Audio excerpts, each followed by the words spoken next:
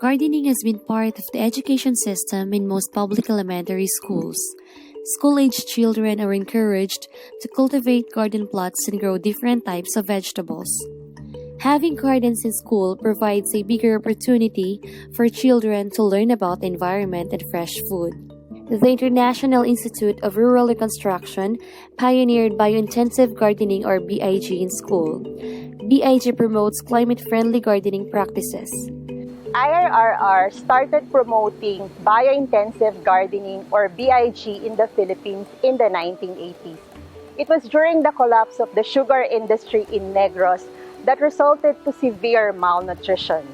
In response to this, IIRR introduced backyard gardening as well as gardening in schools. We are so happy that this led to the institutionalization of school gardens. However, malnutrition in school-aged children remains to be a great challenge. The prevalence of undernutrition in the Philippines in 2011 are really high. 3 out of 10 children are stunted and 3 out of 10 children are also underweight. The 2 major causes of undernutrition among our school kids are low dietary intake and the presence of infection. It has been found out that based on our 2008 National Nutrition Survey, few of our children have met the requirements for energy, protein, iron, and vitamin A, also vitamin C and calcium. The consequences of undernutrition among our school kids are lowered school performance, lowered test scores, and lack of focus and a shorter attention span. It has been found out that these are the causes of low test scores and high dropout rates among our school kids. Education is highly valued by Filipino families. It is being looked into as the gateway to move out of poverty by the low-income households. But despite of the many policies and programs that support the education system in the Philippines, the fact still remains that there are quite a number of school-aged children who are not in school. Based on the Department of Education's Basic Education Information System, over 500,000 school-aged children are not participating in formal education. While there are families able to send their children to school, still a lot of challenges are faced by Filipino families. Tunay nga na napakahirap naging mommy. Hindi po siya madali. I need to wake up in the morning at 4 o'clock to prepare all things para hindi siya malate. So talagang yung nutrition minsan hindi ko po napapansin na madalas ko napapaulam hotdog, fried egg. So, alam ko po na nagkukulang siya sa nutrition sa ganung bagay. The gardening program of DepEd Cavite is one of the flagship program of the Division of Cavite.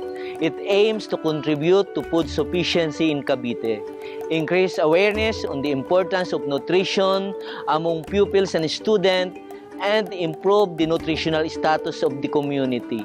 Revive interest in agriculture, particularly the youth, and encourage the utilization of idle lands in school and communities, as well as the promotion and the utilization of recyclable materials. Ang feeding program, ito ay programa ng paaralan para sa mga mag-aaral na medyo may problema sa kalusugan.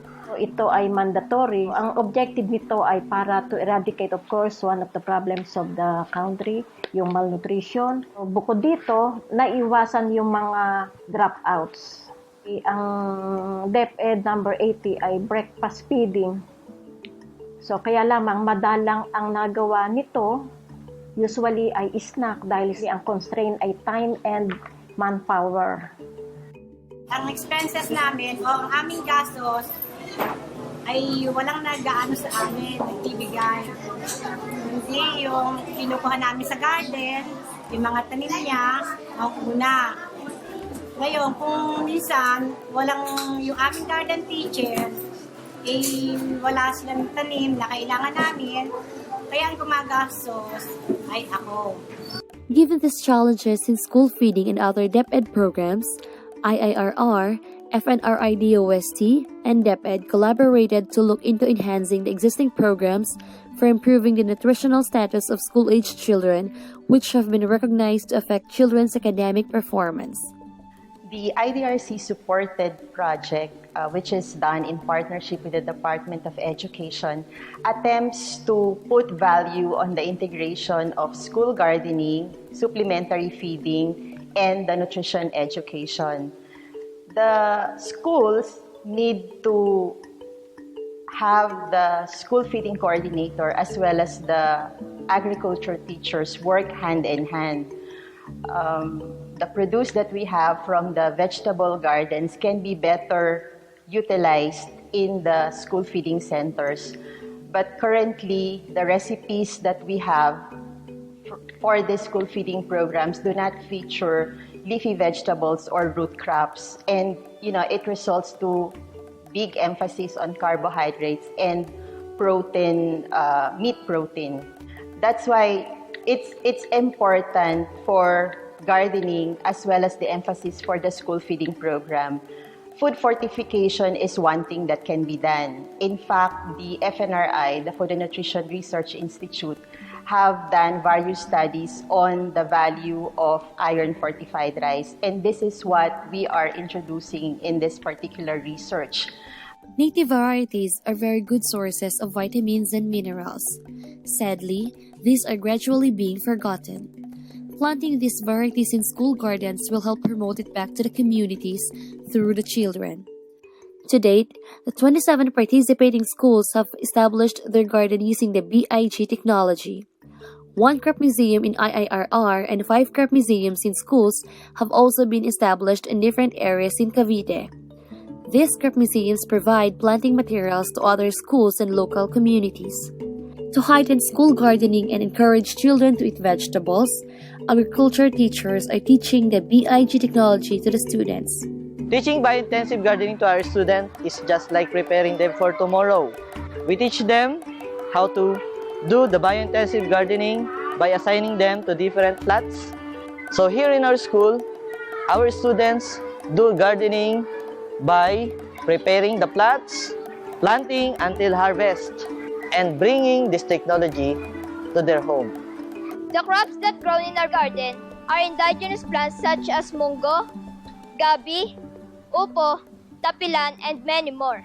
Even though these plants died, it keeps the soil fertilized. Our garden is complete in any types of crops, and it is used in our feeding program. We don't use chemicals, but we are using kakwati leaves, mungo leaves, and others in our garden plots to have a fertilized soil. We are planting indigenous vegetables because these are fast-growing vegetables. These vegetables, even you don't water it sometimes, it grows well. Examples of indigenous vegetables are kamoteng kahoy, gabi, okra, patani, and so much more. School garden is the best place to teach children about health, nutrition, and fresh vegetables. It is even better when they are involved in gardening because children tend to eat what they grow. Ang biointensive gardening ay sistema sa paghahalaman na ginagamitan ng dumi ng mga hayop, balat ng prutas at mga bunot na damo at pagbubungkal ng dipdag. The harvest in our garden is being used in our feeding program and given to the parents of the indigent pupils and are being sold to the parents and teachers, and purchase of that product is being used to maintain our school garden. Mere production alone will not be enough, especially if this will not be eaten by the children. That's the reason why emphasizing the value of vegetables, the health value, the nutrient content is very important, and this can be done through nutrition education. Parents need to know what these indigenous vegetables are, their nutrient content, and what are the ways by which parents at home would be able to prepare a more creative and appetizing food, which children would be very excited to eat. With the ongoing research project of IIRR in partnerships with FNRI DOST and Department of Education, the school feeding program will become more meaningful as it will utilize nutritious indigenous vegetables being grown in its own BIG garden.